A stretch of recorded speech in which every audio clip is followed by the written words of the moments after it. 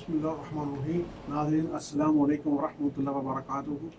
आप देख रहे हैं आम आदमी न्यूज़ पाकिस्तान। मैं हूं राना साबिर अली।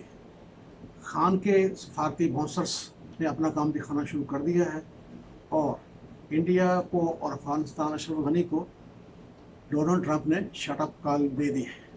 इससे पहले कि आगे तफसील में जाएं, आपसे गुजारिश है इस चैनल को सब्सक्राइब कर लें, बेल आइकन को दबा लें, अच्छी लगे तो लाइक करें और दोस्तों से शेयर करें ताकि ज़्यादा से ज़्यादा लोगों तक हमारी ये इन्फॉर्मेशन पहुंच सके। आलमी सियासत में बड़ी तब्दीलियां आ रही हैं।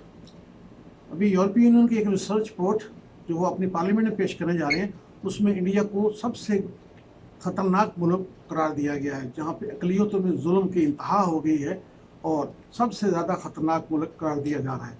और उसके साथ ही अमेरिका ने भी अपने गुस्से का इजहार किया है, क्योंकि अमेरिकन को जो इंटेलिजेंस रिपोर्ट्स मिली है उसमें सिर्फ यही नहीं कि मुसलमानों के साथ जुल्म हो रहा है, वो किसी को भी नहीं माफ़ कर रहे और सबके साथ एक ही सलूक, बिल्कुल वही नाजियों वाला सलूक है।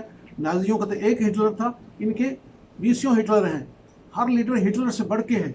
जुल्म की इंतहा है, नाजियों ने कुछ भी नहीं किया था, ये डेली होलोकॉस्ट कर रहे हैं और जुल्म की इंतहा कर रहे हैं। और इन्होंने 9 माह से, अभी 10वां महीना शुरू होने वाला है, 80 लाख कश्मीरियों का इन्होंने नाका बंद किया हुआ है, उन पर कर्फ्यू लगाया हुआ है, उनका खाना पीना बंद है, बहुत परेशान किया। दुनिया समझती थी ये मुसलमानों का इलाका है, ये जल्दी कंट्रोल हो जाएगा, लोग खामोश हो जाएंगे, लेकिन इंडिया की हिम्मत नहीं है कि वहाँ से कर्फ्यू हटाए। कश्मीरी नामसाद हालात के बावजूद, मुश्किलात के बावजूद उन्होंने अपने सब्र का मना उनका लबरेज हो गया है, लेकिन उसके बावजूद वो अपनी जद्दोजहद जारी रखे हुए हैं। इंडिया का ये ख्याल था कि ये तंग आ जाएंगे, खाने पीने की तंगी आएगी, इसके बाद ये खामोश हो जाएंगे। ऐसा नहीं हुआ, बल्कि उन्होंने हथियार उठा लिए हैं और वो जंग आज़ादी उन्होंने शुरू कर दी है। इंशाअल्लाह ताला अब आज़ादी उनका मुकद्दर बन चुकी है। और आरएसएस का जो प्रोपेगेंडा और आरएसएस का जो तरीकाकार है, जो उनकी पॉलिसी है, बिल्कुल वही है जो नाजियों की थी। और इंडिया ने एक कानून नाफिज किया, CAA, सिटीजन अमेंडमेंट एक्ट।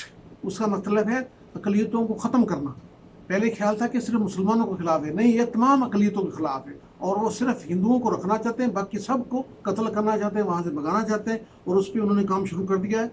और इंडिया की जो माली हालात हैं, जो मुआशी हालात हैं, इतने बदतर हैं और लोगों की तवज्जो हटाने के लिए इंडिया ने ये सारा काम शुरू कर रखा है कि लोगों को लड़ाओ मारो, और ताकि उनकी तवज्जो मुआशी हालात से, इतनी बेरोजगारी बढ़ चुकी, लोग इतने तंग आ गए, इससे पहले कि लोग उनके गले पड़े, उन्होंने इस तरह का शोषण छोड़ दिया, कभी मुसलमानों के खिलाफ, कभी तबलीगी जमात के खिलाफ, और इस तरह का प्रोपेगेंडा शुरू किया और ऐसे कानून लाने शुरू किए जिससे पूरी दुनिया चीख उठी है।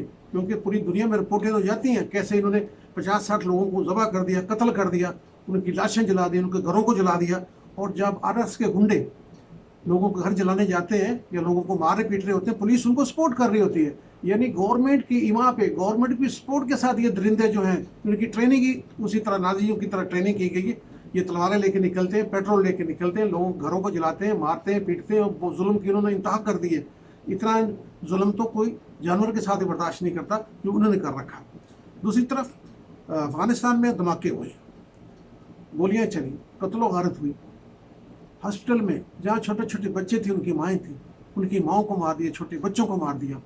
और नाम लगाया अशरफ गनी ने, ये तालिबान ने किया। तालिबान ने तरदीद की और बताया कि हमारे पूरा ट्रैक रिकॉर्ड है, रशिया के साथ लड़े, अभी अमेरिका के खिलाफ लड़ रहे हैं अपनी आज़ादी की जंग, हमने आज तक कभी औरतों पे, बच्चों पे हाथ नहीं उठाया। और यही मुसलमानों का और मोमिनों का तरीकाकार है। हमने कभी अस्पताल पर हमला नहीं किया। हम हमला करते हैं तो आपकी आर्मी पे करते हैं, आपकी पुलिस पे करते हैं। और उसके बदले में उन्होंने करके दिखा दिया, एक पूरा अड्डा उड़ा दिया कि हम सिर्फ अड्डों पे और फौजियों के खिलाफ जो हमारे साथ लड़ रहे हैं उनसे लड़ते हैं, हम औरतों पे, बच्चों पे हाथ नहीं उठाते। लेकिन अशरफ गनी ने और इंडिया ने मिलकर तालिबान को बदनाम करने के लिए ऐसे किया। हालांकि अमेरिका ने भी कहा है कि ये दाइश का काम है, तालिबान ऐसा नहीं करते। और दाइश को सपोर्ट कौन कर रहा है? इंडिया। इंडिया की बिलियंस डॉलर वहाँ इन्वेस्टमेंट है, तो इंडिया चाहता है कि यहाँ तालिबान की हुकूमत ना आए। लेकिन इंडिया की बेवकूफ़ी, इंडिया को ये नहीं पता जो एग्रीमेंट तालिबान के साथ हुआ है उसकी कुछ खुफिया सिक्के हैं। खुफिया सिक्के के अंदर अगली हुकूमत तालिबान की है इंशाअल्लाह ताला। तालिबान वहाँ अमन कायम करेंगे, पाकिस्तान की हक में है। लेकिन इंडिया चाहता था वहाँ अमन कायम ना हो। उनके जो जगह जगह छोटे छोटे शहरों में उन्होंने कौंसल खाने खोले हुए हैं, असल में वो ट्रेनिंग सेंटर है, वहाँ से दहशतगर्दों को ट्रेन करके वहाँ हमारे मुल्क में, हमारे कबायली इलाकों में, बलूचिस्तान में उधर भेजते हैं और दहशतगर्दी करवाते हैं। और अब इंडिया को ये मुश्किल पेश आ रही है कि वहाँ पे तालिबान आ रहे हैं। जब तालिबान आएंगे हमारा ये बॉर्डर महफूज हो जाएगा। जो ही बॉर्डर महफूज हो तो हमारे लिए इंडिया के साथ मुकाबला करना है, इंडिया के दांत खट्टे करना आसान हो जाएगा। और अशरफ गनी को भी अमेरिका ने डांट दिया है, उसे शट अप कॉल दी है कि आप तालिबान के साथ बैठ के बात करें और अपने मसाइल हल करें, और ये सारा काम दाइश का है, तालिबान ये नहीं कर रहे। और तालिबान के साथ जो एग्रीमेंट हुआ उस पर अमल होना चाहिए, उनके कैदी छोड़े और उनसे बातचीत करें ताकि यहाँ पे अमन हो सके। इंशाअल्लाह ताला अगली हुकूमत तालिबान की होगी और इंडिया के लिए वहाँ पे रहने का कोई इम्कान नहीं इंशाअल्लाह ताला। अस्सलामु अलैकुम व रहमतुल्लाहि व बरकातुहू।